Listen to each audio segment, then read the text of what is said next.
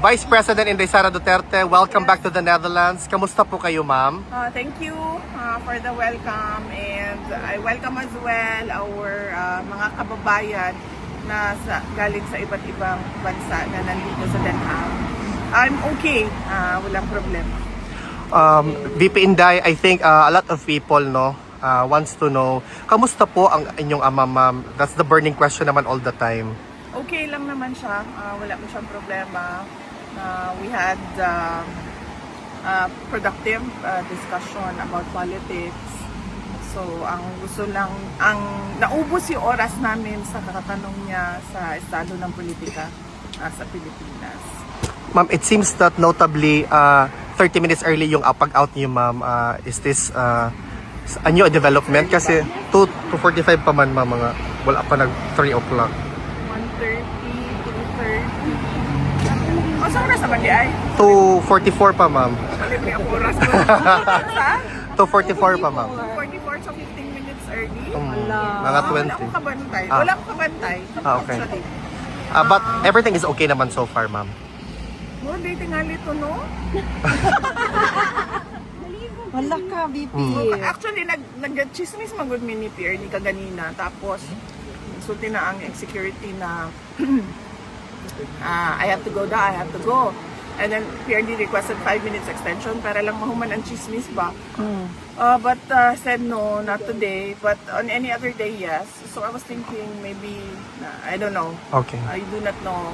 Basta na siya lain na schedule pa. Okay. VP Inday, yung recently concluded mo na meet and greet sa London, nakita ng buong mundo na solid talaga ang suporta sa iyo ng taong bayan. That's basically the trust and confidence of overseas Filipino workers just for London alone. How do you feel, ma'am, seeing that particular crowd? Well, heartwarming at nakakaiyak dahil karamihan sa kanila kapag na face-to-face na, ang una talaga nilang tanong is kamusta na si Tatay Digong. At kung hindi man yan, ang sinasabi ay ipaabot mo yung aming pagmamahal at pagdarasal kay Tatay Digong. So, karamihan talaga doon yung kanilang pangungulila kay President Duterte. VP Inday, in as far as a positive development is concerned, yung results sa dalawang survey Pulse Asia and SWS, talagang nakikita na yung trust and confidence and your ability to lead in as far as being the Vice President of the Republic of the Philippines is concerned has resonated to the millions of Filipinos. How do you feel, ma'am, na steadfast, steady, strong pa din ang suporta sa iyo ng mga Pilipino in comparison to what is alleged by some? On that point, I am truly blessed, no? Favored ako ng Diyos sa ganyan na bagay. Hindi ako makapag-explain sa mga surveys dahil hindi ko naman alam paano yung ginawa o kung sino ang nagpagawa niyan. Pero lagi lang talaga ang sinasabi ko kapag merong survey na lumalabas ay nagpapasalamat ako sa patuloy na pagtitiwala ng ating mga kababayan sa akin, sa aking mga kasamahan sa OVP at syempre sa aming opisina. VP Inday, on a different matter, were you able to watch or perhaps read a transcript of the State of the Nation's address ni BBM? Hindi ako nanood ng SONA like last year, and wala akong planong basahin ang nilalaman ng SONA o kahit man lang summary dahil I truly believe it is a waste of time of the Filipino people. VP, marami po ang nagtatanong, how do you maintain the radiant glow na talagang shining, shimmering, splendid ka talaga? From sauna to beauty and wellness. Akyat puti. Kasi ma'am, ang dami nagtatanong, ma'am, how do you keep such a radiant glow knowing na kabilat kanan yung atake sa iyo, ma'am, may it be personal or political? Hindi ko lang alam ha, sandali lang. Gusto ko lang matanong kung hindi ba ganito ang glow ko noon, 2022? Ganito. Actually, mas, ma'am. Mas grabe. Yes. Grabe, Jud. Wala man kasing difference sa akin simula nung 2022 hanggang ngayon. Siguro nadagdagan lang yung skincare kasi nga. Kasi ko ito, ma'am. Kasi nagkakaedad, di ba? Pag mahirap na pag 38 ka lang, tapos nangmumukha kang 68. kaya siya kapag Guilty, mabutaan namin. pag nagkakaedad. Ma'am, wala akong pinapatama. Kasi meron tayong kilala na 68 pa lang pero mukha ng bangkay. Kailan yan, ma'am? Kailan yan? So wala naman nagbago sa akin pang simula noong 2022. In fact, before 2022. Pareho lang yun. Yun lang na mas meron na akong awareness ngayon sa aging ng mukha.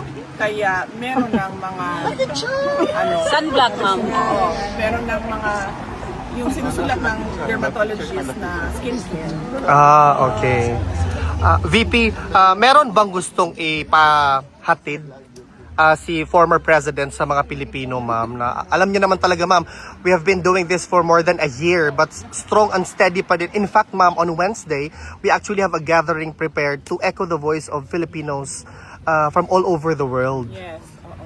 Meron tayong rally sa Wednesday, July 29 sa harap ng ICC. And this is a Free Duterte Now rally. And we will talk about the injustice that was done to President Rodrigo Duterte. Pinaalam ko ito kay President Duterte at sinabi ko sa kanya na I do not think this will help your case since from previous rallies napapansin namin na kinukuha ng ICC yung mga sinasabi natin at ginagawa nilang basihan sa kanilang mga desisyon. And then he said na bakit pa kayo mag-rally? What for? Sabi ko, para lang malabas namin yung galit namin. At marinig ng buong mundo yung galit ng mga Pilipino sa ginawa sa iyo. And then sabi niya, okay, bahala kayo kung yan ang gusto ninyo. But I warned him that it will not help his case and he said no, okay na. Kung ano yung gusto niyo.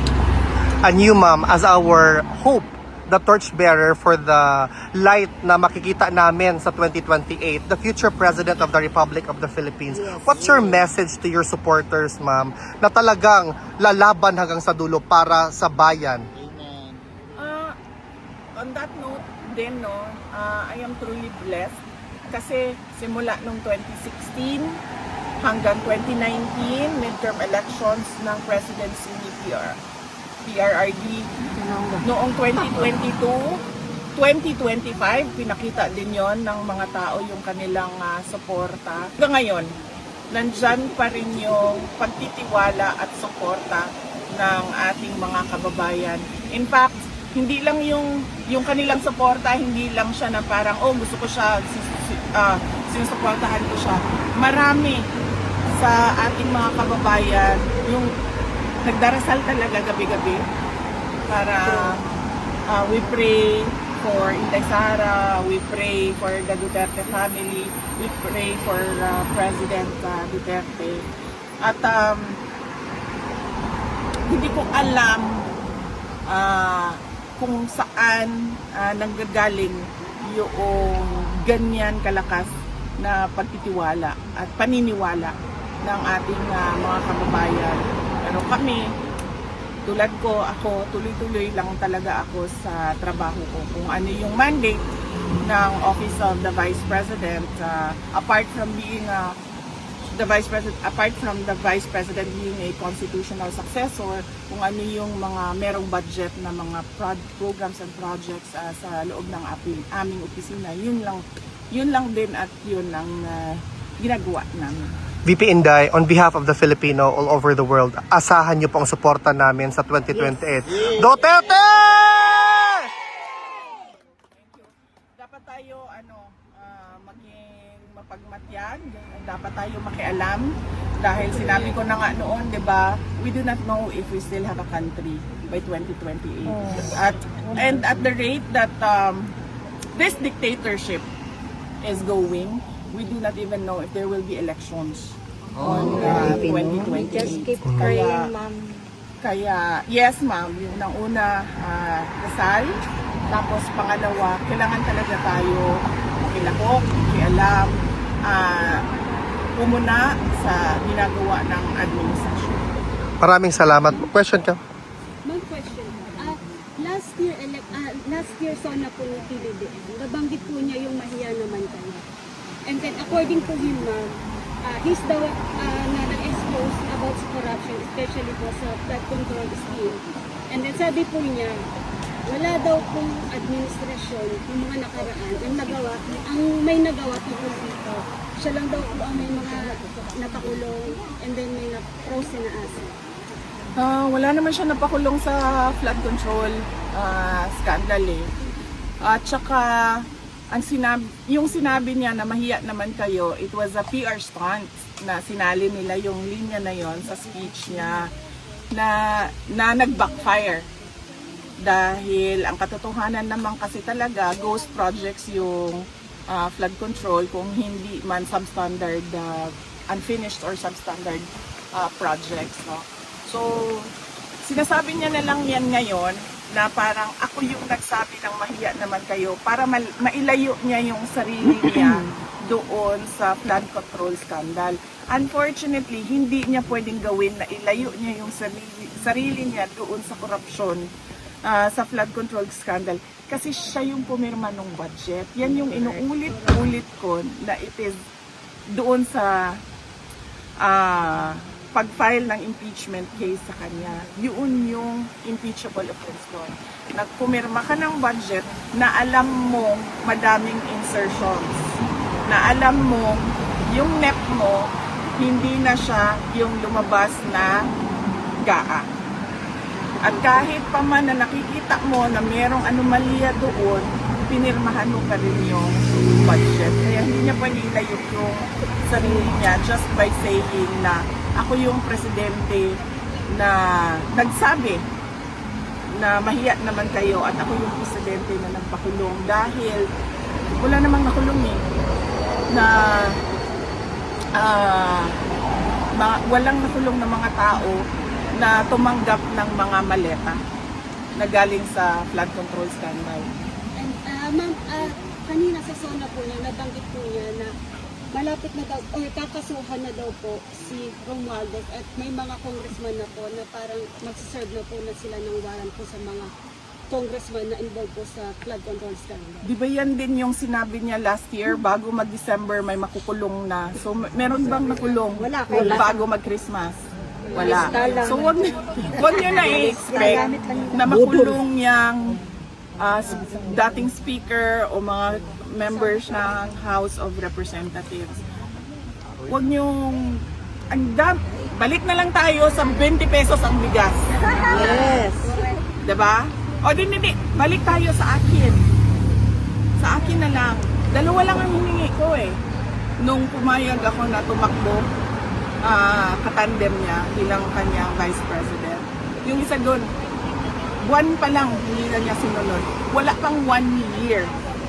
Isa lang yon.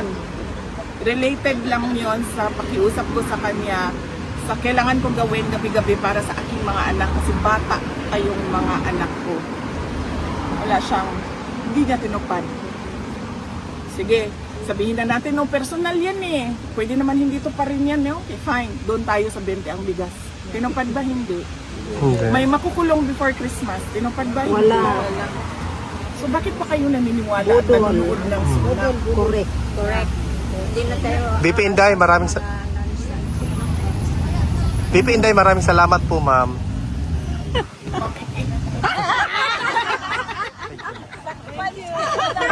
Picture na ta, ma'am.